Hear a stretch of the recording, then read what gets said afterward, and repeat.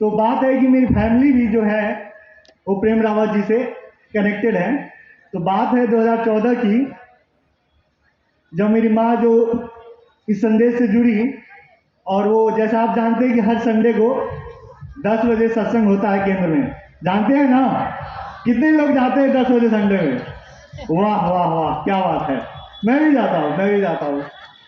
तो 2014 में नहीं जाता था, तो माँ जब जाती थी अकेले तो मैं सुरक्षा के पर्पज से चला जाता था कि माँ अकेले जाती हैं, तो माँ के साथ जाता था और पीछे बैठ जाता था। कुछ समझ में नहीं आता था, उस समय मेरी उम्र 14 या 15 साल होगी, और उस समय सेवा क्या होता है ये भी मुझे नहीं पता था, पर पीछे सुनता था, कभी कभी सो भी जाता था।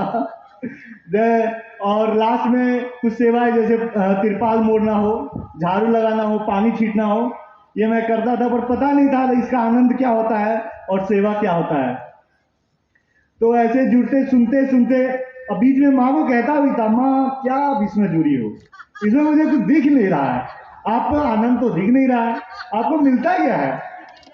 तो माँ कुछ बोली नहीं मेरे को, बोली कि तुम सुनो।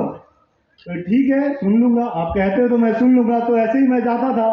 तो 2014 से 2019 आ गया, वो दिन आ गया जिस दिन मेरे अंदर एक जिज्ञासा आया, जिस दिन मुझे समझ में आने लगा कि वो क्या कह रहे हैं, और क्या कहते हैं वो, और कोई बात नहीं कहते, वो मेरे से बात करते हैं, वो मेरे बारे में कहते हैं। ऐसे एक व्यक्ति से मैं मिला जो मेरे बारे में कह रहे हैं, और क्या कहते हैं?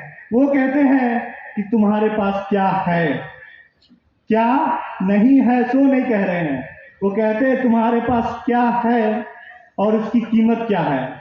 वो जब कहे, पहली बार जब मैं सुना था कि तुम्हारे पास ये श्वास है, तो मैं उससे पहले मैं समझता था कि सबसे पहले जीवन में सेवा तो माता पिता का होता है, कि उससे बड़ा सेवा क्या होगा।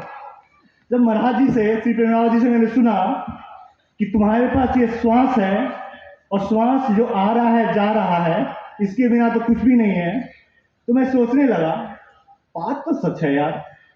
अगर श्वास ही नहीं रहा, मैं जीवित ही नहीं रहा, तो मैं माँ बाप की सेवा कैसे करूंगा? तो मैं सोचने लगा, सबसे पहले धन्यवाद तो इस श्वास का होना चाहिए।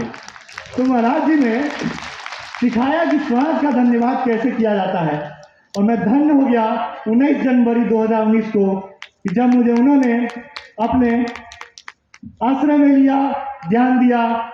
मैं क्या कहूँ उस दिन का, मुझे आज भी वो दिन याद है कि मैं उस दिन रोया था, बहुत रोया था जब ज्ञान मुझे मिला था।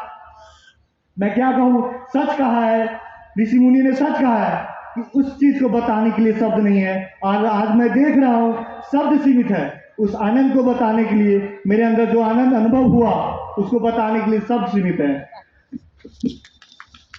और उस आनंद को व्यक्त करने के लिए मैं भी बोला माँ को, माँ मैं कैसे उनके प्रति, मैं कैसे उनको मदद कर सकता हूँ, जो वो 4 साल की उम्र से ये पूरे संसार में, और संसार के जंगल में मैं कहाँ था, वहां से एक फूल मुझको उठा के फूल बना दिया, उसको मैं कैसे, उनको मैं धन्यवाद कैसे कहूँ, मदद कैसे करूँ।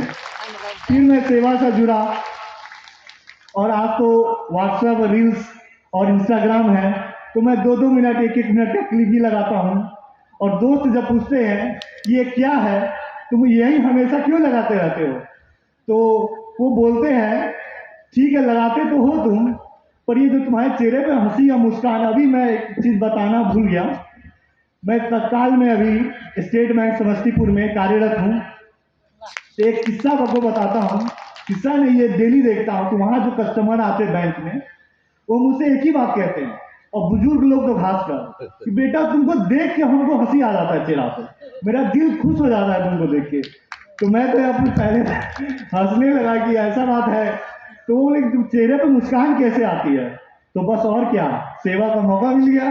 बोले मोबाइल खोलिए, यूट्यूब खोलिए, राज विद्या केंद्र और premrawat.com। तो मैं यहाँ जानना चाहता हूँ कि यहाँ पे कितने लोग हैं, हाथ खड़ा करेंगे, जो राज विद्या केंद्र जो यूट्यूब चैनल है जो सब्सक्राइब किए हुए। वाह, एक बार अपने